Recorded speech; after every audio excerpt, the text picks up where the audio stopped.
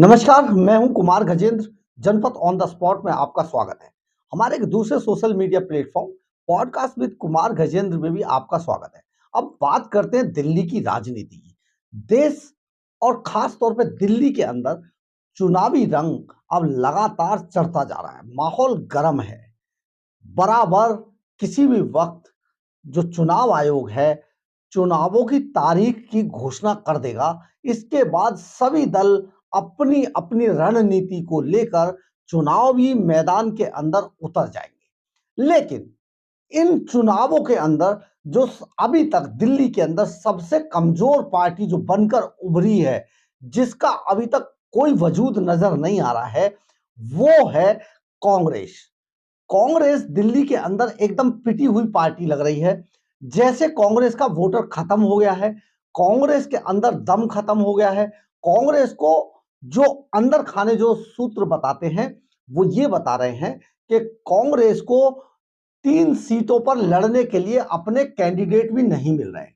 उम्मीदवारों का भारी टोटा हो गया है, क्योंकि ये सब मान चुके हैं कि इस बार का चुनाव सुपड़ा साफ कर देगा इन दोनों ही पार्टियों को। दिल्ली के अंदर आम आदमी पार्टी और कांग्रेस दोनों मिलकर चुनाव लड़ रहे हैं, और इनमें जो सीटों का बंटवारा हुआ है वो 4-3 का हुआ है।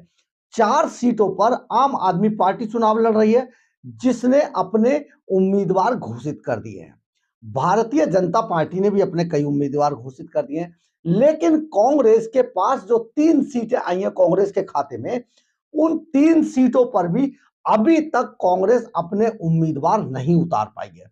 यही दर्शाता है, बॉडी लैंग्वेज जो है वो कांग्रेस की ये बताती है कि कांग्रेस बुरी तरीके से जमीन पर लेट गई है, और अब कांग्रेस के अंदर ज्यादा दमखम बचा नहीं है। सूत्र ये भी बताते हैं, राजनीतिक गलियारों से जो खबर निकल के आ रही है, वो खबर ये भी है कि कांग्रेस को कोई कैंडिडेट नहीं मिल रहा है।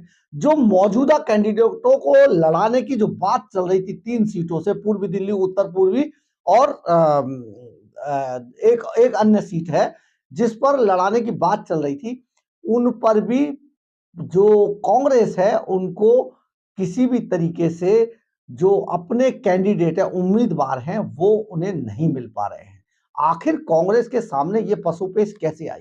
क्योंकि कांग्रेस एक बड़ी पार्टी है, 15 साल तक दिल्ली के अंदर राज कर चुकी है, और उन 15 सालों में दिल्ली के अंदर जो सबसे बड़ा डेवलपमेंट किया गया था, वो कांग्रेस की मुख्यमंत्री रही तत्कालीन शीला दीक्षित के खाते में जाता है। और शीला दीक्षित ने जितना काम किया, आज तक दिल्ली के अंदर कोई भी पार्टी और कोई भी मुख्यमंत्री इतना काम नहीं कर पाया।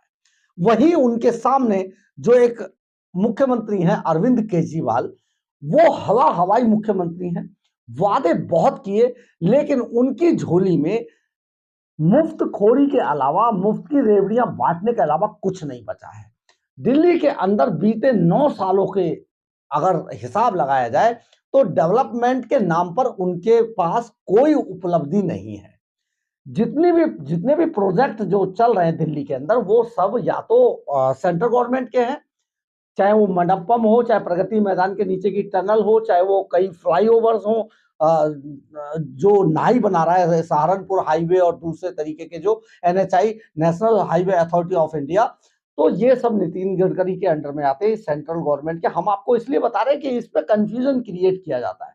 ये सभी जो प्रोजेक्ट हैं, ये सारे या तो सेंट्रल गवर्नमेंट बना रहा है, अदरवाइज ये जो अरविंद केजरीवाल साहब हैं, उन्होंने दिल्ली के अंदर डेवलपमेंट के नाम पर कोई काम नहीं किया है। इसका मतलब यह है कि आम आदमी पार्टी दिल्ली के अंदर पूरी तरीके से फ्लॉप शो हो चुकी है। फ्लॉप शो इसलिए भी हो चुकी है कि जो आम आदमी पार्टी एक समय पे ये वादा करके आई थी जनता के बीच में, हम करप्शन खत्म कर देंगे और डेवलपमेंट का हम इतिहास रच देंगे, उस पार्टी के ऊपर अब इतने दाग लग चुके हैं कि शायद कोई साबुन, कोई निरमा, कोई वॉशिंग पाउडर इन दागों को धोने में कामयाब नहीं हो पाएगा। तो इसलिए आम आदमी पार्टी पूरी तरीके से पिट चुकी है। और आपको हम इसलिए भी ये बात बता रहे हैं कि आम आदमी पार्टी ने जितने भी अभी तक जो कैंडिडेट उतारे थे सीटों पर, उनमें एक भी कैंडिडेट ऐसा नहीं था जो जिनकी कल्पना राजनीतिक पंडित लगा रहे थे। दरअसल सांसद का ये लोकसभा का चुनाव है, इसमें बहुत भारी भरकम, खास तौर पे कई लोग कैबिनेट से भी आने चाहिए थे, जिनको टिकट देती आम आदमी पार्टी। तो ऐसा उम्मीद लगाई जा रहा था कि शायद आतिशी को दोबारा लड़ाया जाए, क्योंकि लेकिन आतिशी नंबर 2 है और वो वहां से हटना नहीं चाहती है। अरविंद केजरीवाल के जेल जाते ही वो अपने आप को मान चुके हैं कि मुख्यमंत्री की कुर्सी पर वही काम करेंगे। इसके अलावा सौरभ भारद्वाज, जो बहुत हवा हवाई मंत्री हैं, फोटो खिंचवाने का, रील बनवाने का उनको बड़ा शौक है। कहीं भी जाते हैं, अस्पतालों में देखने जाएंगे, लेकिन काम कुछ नहीं करेंगे, परंतु वीडियो जरूर डालेंगे। वो भी एक हवा हवाई मंत्री है, उनका भी नाम हो सकता था।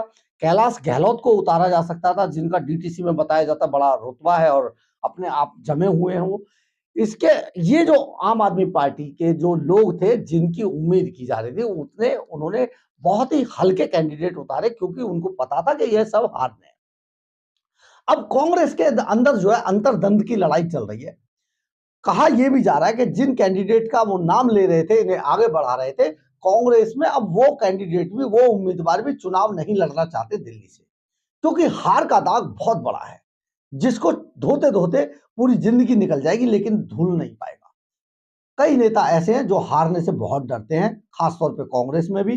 तो कांग्रेस में बहुत पसुपेश की स्थिति है।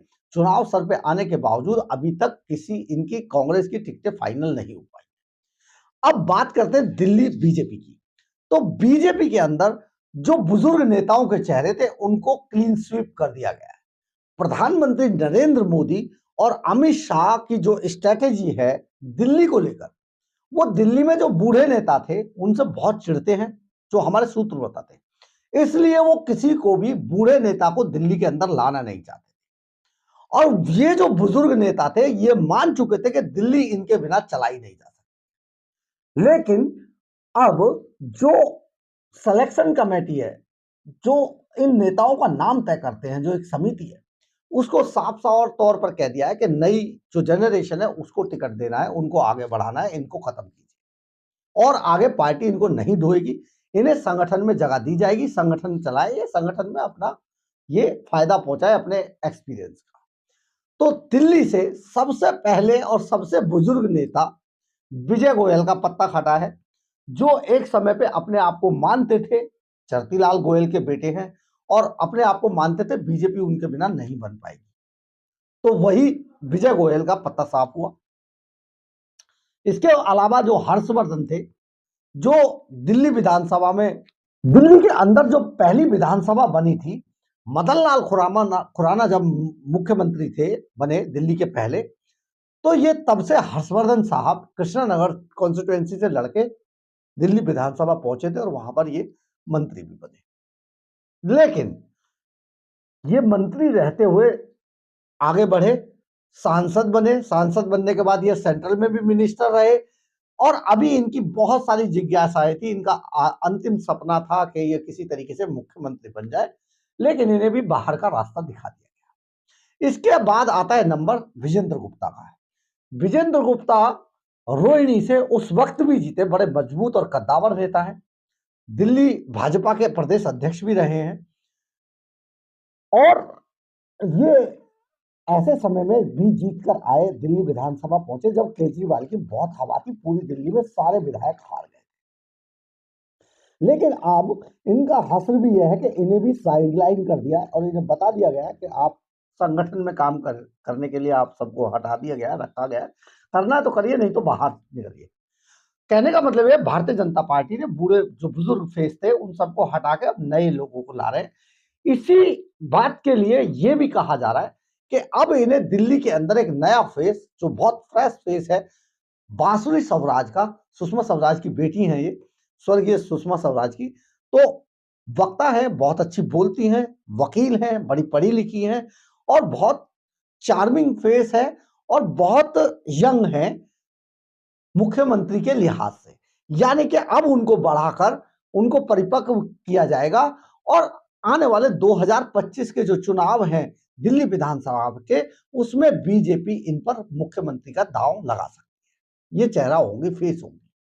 तो ये तो बात थी भारतीय जनता पार्टी। लेकिन आखिर कांग्रेस को क्या हुआ?